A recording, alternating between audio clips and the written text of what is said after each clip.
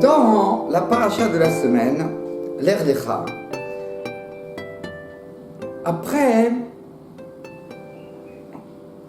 que la Torah nous cite la guerre qu'il y a eu entre Avraham Avinu et les 4 rois,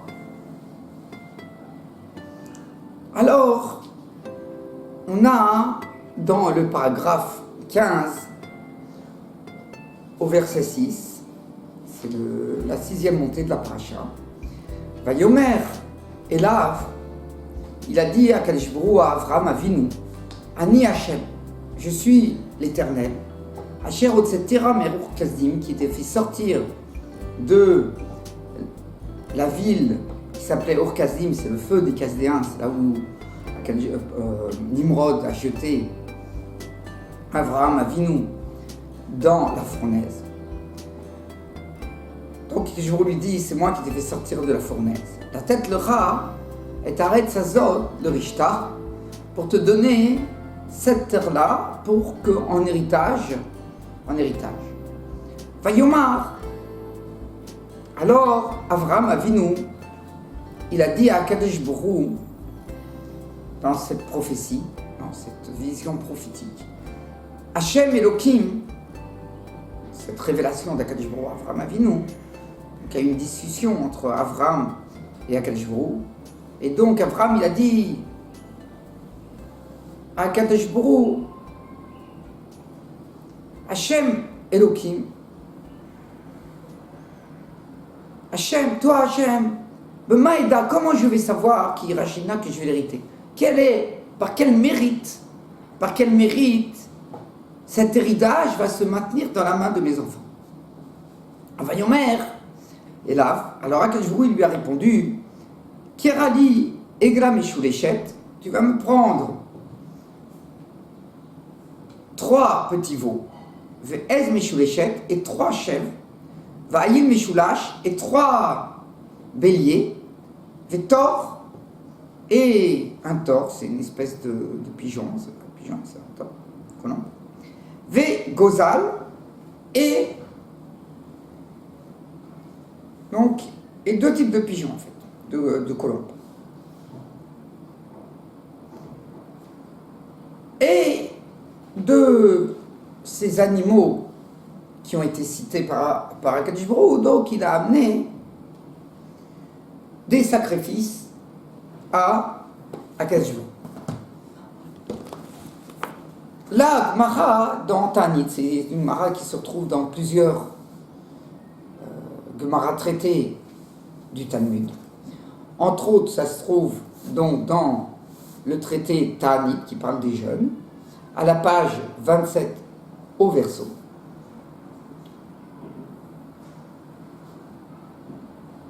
Elle nous en ramorte un enseignement.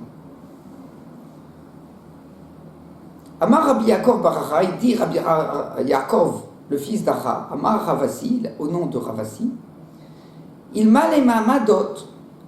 S'il n'y avait pas les mamadot, il y avait une habitude au moment où on apportait les sacrifices au temple, donc ça c'est les Kohanim et les Lévi'im qui servaient au temple. Alors il y avait aussi les Israël qui étaient dans leur ville ou qui venaient au temple, qui lisaient dans un certain nombre de parachas, de textes de la Torah. Elle dit, s'il n'y avait pas les mamadot, l'on kaimu shamivaretz. Les cieux et la terre n'auraient pas subsisté. Akadosh Baruch Hu aurait ramené, comme on a vu qu'à l'époque du Maboul, Akadosh Baruch Hu il a puni toute la génération parce qu'il n'avait pas, la génération se comportait mal devant Akadosh Baruch Hu, et Akadosh Baruch Hu ne trouvait pas de satisfaction dans la création qu'il avait créée. Alors, il dit, même aujourd'hui, ce serait comme ça, si on n'avait pas ce route qu'on lit dans la Torah, un certain nombre de textes, en même temps qu'on apporte les sacrifices au temple, alors, c'est ça qui permet de faire, de donner satisfaction à Kadosh Baruch Hu et qu'il maintienne la création. Il dit d'où il apprend ça, chez les Mar. Vayomer Hashem Elohim, il a dit, Avraham Avinu, à Hashem, Bemaïda qui est Rachéné, qui est Rachena, d'où je vais savoir que je vais hériter. Ah, c'est étonnant parce que là, le texte nous parle de la création des cieux et de la terre et Avraham Avinu n'a parlé que de l'héritage d'Eretz Israël. Amar Avraham, Ribono Shel Olam, il a dit Avraham, maître du monde, Shema Israël Rotim, peut-être que le clan Israël il va fauter, le Fanera devant toi, Ata Oselaim Kedor Amaboul Kedor Aflaga, et tu vas leur faire comme ce que tu as fait à la génération du Maboul, du déluge, et la génération de la tour de Babel, qu'Akadosh Baruch Hu, il a ou anéanti, ou dispersé cette génération. Amar Léla, il lui a dit non, non, ne crains pas. Amar le Fanav, Ribono Shel Olam, dis-moi par quel mérite. Seulement par le mérite d'Avraham, Yitzhak et Yaakov. On sait bien que le mérite d'Avraham, Yitzhak et Yaakov, à partir de la fin du premier temple. Il n'y avait plus ce mérite. Alors, par quel mérite ils vont rester le clan d'Israël. Amarle, Kerali, Egla, Meshuleshet, Ve'el Meshuleshet, prends-moi donc 3 veaux, 3 chèvres, etc. Dans le texte qui est la réponse à Akadosh Baruch Hu, qui est ce que Akadosh Baruch Hu lui demande à Avraham Avinu après la question. Amar le Fanav Ribono Shel Olam, il a dit Avraham Avinu, maître du monde, Tinar Bisman Shebet Hamikdash Kayam. Ça va, tant que le temple il existe et donc on peut apporter des sacrifices au temple. C'est ça que tu me dis que les sacrifices, c'est ça qui va faire subsister le monde. Donc tant que le temple il est construit et qu'on peut apporter des sacrifices au temple, alors d'accord, on a bien des sacrifices et ça expie les fautes. Bisman She'en Bet Hamikdash Kayam, à une époque où le temple il n'existe pas comme à notre époque. Mate et Alem, par quel mérite ils vont subsister? À Marlo, il a dit à Akadosh Baruch Hu, à Avraham Avinu, Kevar Tikanti Lahem Seder Korbanot. Moi, j'ai déjà donné au clan d'Israël une façon, quels sont les sacrifices, ces types de sacrifices qu'on doit apporter au temple. Bisman, chez Korim Bahem, pas seulement quand on les amène au temple, mais même quand on lit les parachas qui viennent parler, qui viennent nous expliquer comment on fait les sacrifices. Donc quand on lit les parachas dans la Torah, ben, le fanal, devant moi, Ma'ale ani alehem, je considère sur le clan d'Israël, Keilu ikrivum, le fanal, comme s'il les avait apportés au temple devant moi. Ça veut dire que quand on doit les apporter au temple, alors il faut les apporter au temple. Mais quand on est dans une époque où il n'y a pas de sacrifice, alors si on lit les sacrifices, c'est comme si on apportait des sacrifices au temple. Et moi, je leur pardonne sur toutes leurs fautes. Donc on voit que le fait de lire la paracha des korbanot, des sacrifices, c'est quelque chose de très très important qui permet de pardonner les fautes. Dans le tour, sur le premier livre que le tour il a écrit, qui sont sur la vie de tous les jours, ce que doit faire un juif dans la vie de tous les jours. Le premier paragraphe, il nous dit, excusez-moi,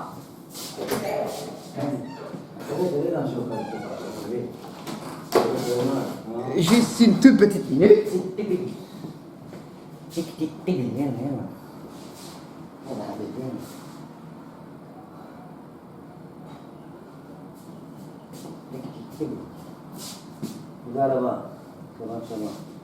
Shabbat Shalom.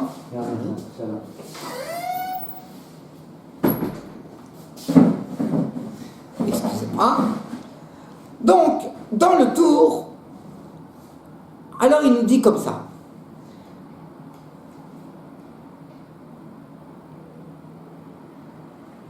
Alors, on a la paracha des korbanot, c'est mieux de la dire le jour, quand il fait déjà petit jour,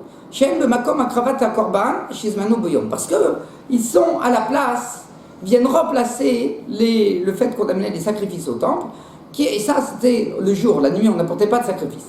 Donc chez Sem, parachat Taola, Yoma, quand il va apporter la paracha, il va dire, après qu'il ait dit la paracha du korban de l'Holocauste, c'est le korban qui allait entièrement, toute la partie du korban était de ce sacrifice était brûlé sur l'autel.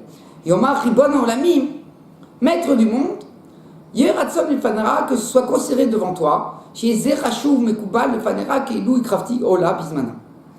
Que ça sera considéré comme si j'ai apporté devant toi ce sacrifice-là, Ola, donc l'Holocauste, devant toi. Veren Yomar, Ara Parashat Aminra, Vashtamim, Vasham, Vara Parashat Aratat, mais après la Parashat du Ratat, le Ratat c'était un sacrifice qu'on apportait, que par exemple quelqu'un il a fait une faute sans faire exprès, le Shabbat Kodesh, il a cuisiné Shabbat Kodesh, il a cousu Shabbat Kodesh, il a transporté d'un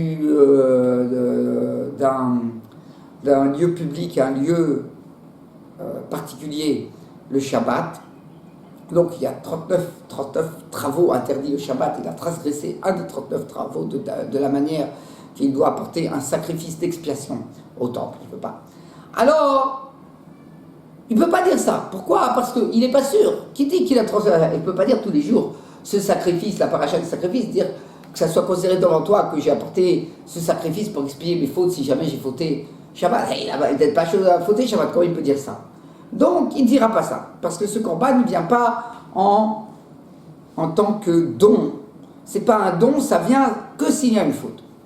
Comme ça, il nous dit le tour, et on explique, le bar il explique que si il disait cette paracha qui concerne le sacrifice Ratat, qui est un sacrifice d'expiation des fautes, comme si il dirait que ça soit considéré devant toi que j'ai apporté un sacrifice Ratat, alors qu'il n'est pas Ratat, alors il a fait une nouvelle faute. C'est que quelqu'un qui apporte un sacrifice au temple et qui n'a pas l'obligation de l'apporter, on est en train de parler qu'il y a un sacrifice qui ne vient pas en tant que don, un don de soi, et là il vient en tant que sacrifice obligatoire qu'il doit apporter par exemple pour expier une faute, et il l'apporte, il n'avait aucune obligation d'apporter, alors il a ce qu'on appelle apporter une bête qui n'était pas un sacrifice au temple, et c'est une faute aussi, donc c'est pas bien. Donc de la même manière, puisque ce qu'on dit ça remplace ce qu'on faisait au temple, donc on ne peut pas faire quelque chose qu'on ne pouvait pas faire au temple, parce que si on le fait, alors on fait aussi une faute. C'est pas bien. Comme ça, il dit le bar. Par contre, il propose le bar, qu'il fasse ce qu'on appelle, il mette une condition, il met une condition. Il dit, si je suis obligé, si j'ai fait une faute qui m'oblige à apporter ce sacrifice, alors que ça soit considéré devant toi que j'ai apporté ce sacrifice ratat. Comme ça, nous dit le bar. Le Taz et le Magen Avraham, dans le Shulchan Aruch, donc c'est au premier paragraphe du Shulchan Aruch, dans comment une personne doit se comporter au début de sa journée. Alors, dans la loi 7, dans le Shulchan Aruch, le premier paragraphe, chez Sayem, Parashat Aola, quand il aura fini de dire la paracha donc ce texte qui concerne l'Holocauste, il dira que ce soit considéré devant toi comme si j'ai apporté ce sacrifice-là. Et la même chose pour le Minral Shamim, donc c'est exactement le texte qui a marqué dans le tour, Nidjem Baim Bindava, parce qu'ils viennent, ces sacrifices en Nedava, qu'on peut les apporter en don. Par contre, donc il veut dire, il n'a pas cité pour le Ratat, donc on comprend que pour le Ratat, non. Alors le Magen Avraham et le Taz disent tout de suite que ce qu'il a proposé, le bar, qu'on puisse dire, c'est aussi une proposition de Beth Yosef, qu'on puisse dire que ce sacrifice, le texte du sacrifice Ratat qui vient en expiation de la faute de quelqu'un qui a fauté, par exemple le Shabbat ou d'autres fautes aussi, alors que si jamais j'ai fauté, que ça soit considéré comme j'ai apporté, il dit c'est pas possible. Pourquoi? Parce que ce sacrifice Ratat, il ne venait que au moment où il savait qu'il avait fauté. Ça veut dire, tant qu'il ne savait pas qu'il avait fauté de manière sûre, il avait un doute. S'il avait un doute, alors on apportait un autre sacrifice pour, entre-temps, pour enlever les issourines, les ennuis que Akadosh lui envoyait pour expier sa faute, même le doute, avoir un doute qu'on a peut-être fauté, c'est pas bien. Donc on apportait un corban qui s'appelle un hacham taloui, ça s'appelait un hacham, donc qui était pour expier une faute où on a un doute qu'on a fauté. Et ce n'est qu'au moment où il était sûr qu'il avait fauté qu'il pouvait apporter ce korban ratat. Alors comment il peut dire ici, si jamais j'ai fauté, c'est-à-dire qu'il a un doute. S'il a un doute, c'est pas ce sacrifice-là qu'il faut amener, c'est un hacham. Comme ça, il pose le Magen Avraham. C'est pour ça qu'il dit le Magen Avraham. Donc c'est mieux de ne pas dire du tout ce texte. Alors on pourra dire le texte du ratat, mais il ne faudra pas dire le texte que ça soit considéré devant toi, si jamais j'ai fauté. Par contre, le Yad Ephraim, c'est un commentateur aussi sur ce texte, quand il vient parler sur ce Magen Avraham, le Magen Avraham, il est à la lettre 11. Alors il dit, c'est sa 11e annotation sur ce premier paragraphe du Shulchan Aruch. Alors, le Yad Ephraim, il nous dit,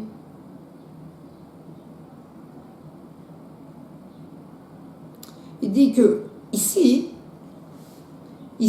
on n'est pas vraiment en train de rapporter un sacrifice. On ne fait que dire la paracha du sacrifice. C'est pas exactement la même chose. Comme c'est pas exactement la même chose et que la manière dont ça va expier une partie de la faute, parce que c'est sûr que quand le temple il sera construit, alors ce qu'on sait qu'on doit apporter des sacrifices, ça ne suffira pas à ce qu'on a dit, la paracha des sacrifices qu'on doit apporter. On devra apporter vraiment le sacrifice. Alors, il dit, ça ressemble, mais ce n'est pas exactement comme si on apportait le sacrifice. Et donc, la personne qui dit ces textes-là, juste il prie devant Akadosh Baruch Hu que le fait qu'il dit ce texte, ça monte devant Akadosh Baruch Hu pour expier une partie de sa faute. Et donc, même s'il ne sait pas vraiment de manière sûre qu'il a fauté, malgré tout, puisque ici c'est pas vraiment un sacrifice, il dit simplement, il demande miséricorde devant Akadosh Baruch Hu, que malgré qu'il ne sache pas s'il est fauté, mais s'il savait, alors il serait prêt à porter ce sacrifice. Donc, il demande que Akadosh Baruch Hu, il prenne en conscience cette volonté qu'il a dans le cœur. Que s'il avait su vraiment, alors il serait prêt à porter un sacrifice ratat, et donc que Akadosh Baruch Hu, si jamais il a vraiment fauté, qu'il considère qu'il a vraiment su qu'il est fautif, et donc que cette lecture de ce sacrifice vienne lui expier la faute comme le ferait le sacrifice ratat. Shabbat Shalom Mevorach.